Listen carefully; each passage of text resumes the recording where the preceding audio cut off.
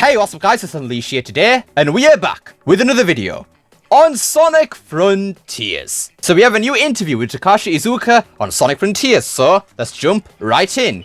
Without any further ado, ladies and gentlemen, boys and girls, let's take a look at the news at hand. On to, I don't really remember the website name, so onto a random website with Sonic Rush. Sonic Frontiers, the new island and gameplay choices. We tried a new Sonic Frontiers island at Gamescom 2022 and chatted with creative officer Takashi Iizuka. I don't really know why we only found this interview just now, but better later than never, right? By the way, just ignore the advert on the side there because yeah, I'm not paying for ad block or anything like that. With his supersonic speed, the Sega mascot left Los Angeles to arrive at Gamescom in Cologne?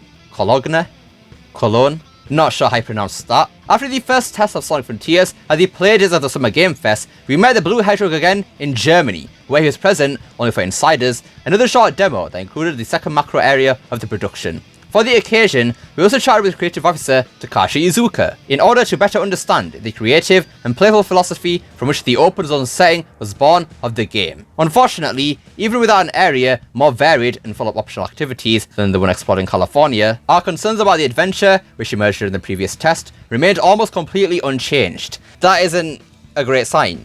The open zone and the gameplay. The realm in which Sonic finds himself trapped in spite of himself is called the Starfall Islands. It is not a real open world. The developers are keen to emphasize, although the approach to level design is typical of an open world experience. Rather, it is an open zone game, since the island is divided into many subsets, each characterized by a specific biome and distinctive enemies. In devising the concept of Frontiers, the goal was to shape an idea that could serve as the foundation for future episodes of the saga, Takashi Iizuka confessed to us. Why did they say confess? They're making it sound way serious than it actually is. It's not a police interview or something like that, like, geez, calm down. We want users to feel free to choose the way they prefer to play. If in Los Angeles we experienced the first level, the island of Kronos, in Cologne we were given the opportunity to explore Aris Island, the second part that can be visited, characterized by a very different art design. In the second macro zone, the desert dominates, with its predominantly monochromatic horizons for which here and there, rock ridges and futuristic architecture emerge, relics of who knows what civilization.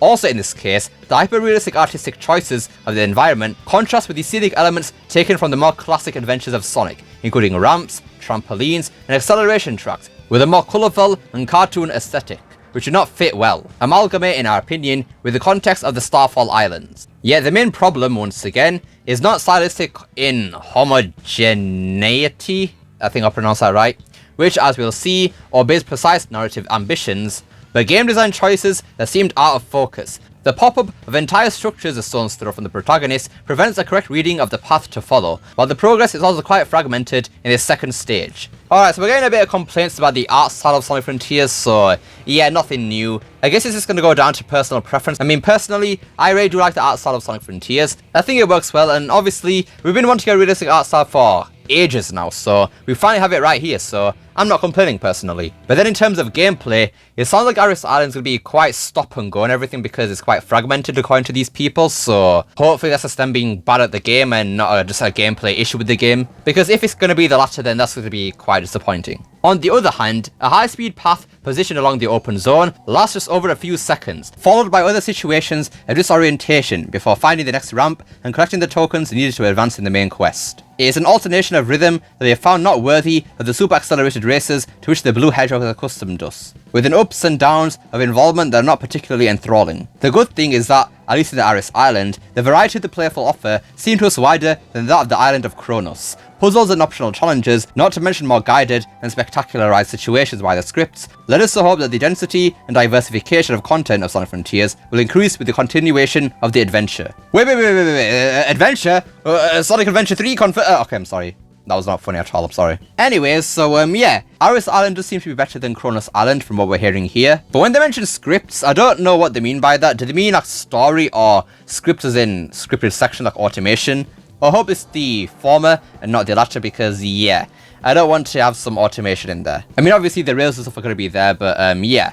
I hope it's less automated than Cronus Island. I can't tell you how many levels there are, Izuka-san told us, but I guarantee you that Frontiers has the most content ever in a Sonic game. In fact, we wanted there to be enough stimulation in the Starfall Islands, a good number of mini-games and activities that would attract the attention of the player while exploring. In developing the maps, we therefore immediately thought of the point in which to place the puzzles, the ramps, and all those elements that could keep the user's curiosity alive. In the second area, the protagonist's task is to free the good Knuckles, while in the first area, Amy was the prisoner, and to do so, she'll not only have to collect all her mnemonic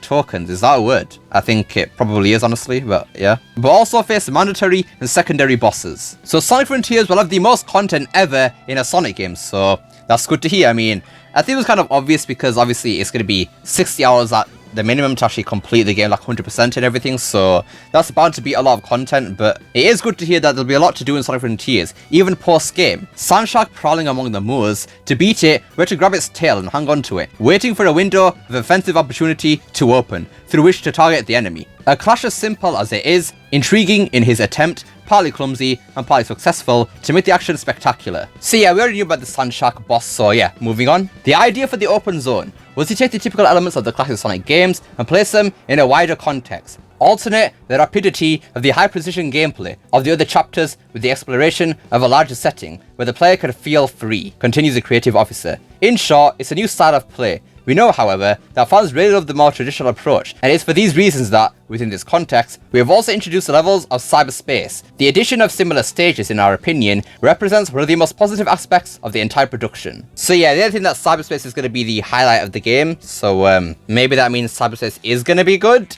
Or that means that they're casuals and they don't really know much about the series. Visions and sounds. The artistic dichotomy, what is it with these words, man? Like, I'm learning so much new things today. Of the Starfall Islands is, as we mentioned, connected to narrative needs. The team's aim is to catapult Sonic to a place full of mystery. In previous Sonic games, the story was very straightforward and simple, Izuka tells us. Eggman arrives, brings with him new enemies, performs evil deeds, and the player's ultimate goal is just to eliminate the threat. Once done. Okay, that is a spelling mistake right there, come on. There's no way that's an actual phrase that somebody says. Once done, like, come on.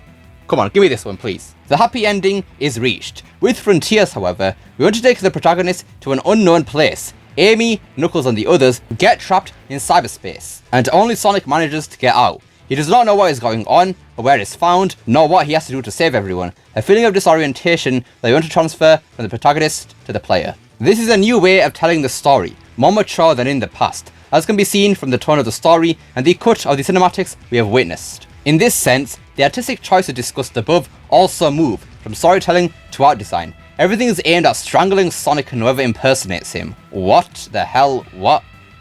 Okay. In the previous chapters, continues Izuka, everything had a familiar look.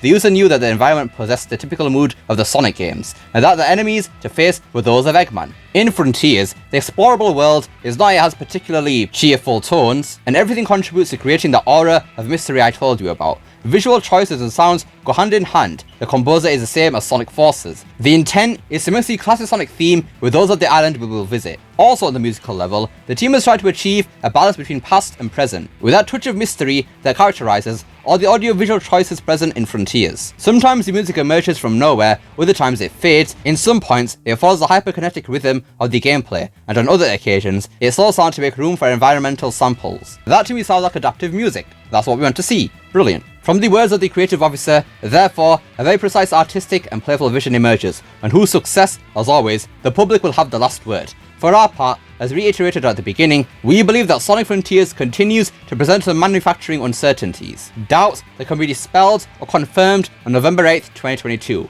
when Sega's Blue Hedgehog will return to Wiz on consoles and PCs, with its usual unmistakable hyperspeed.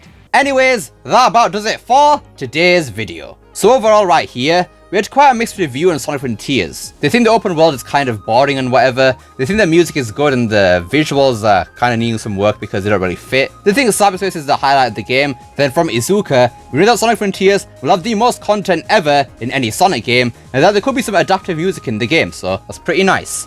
But what do you guys think of this news? Let me know down below. I'd love to see what you guys have to say. I hope you enjoyed this video. Don't forget to like, share, subscribe, especially that last one. Don't forget to become unleashed. Press that join button down below. And remember, is not necessary. And I will see you all next time. Peace!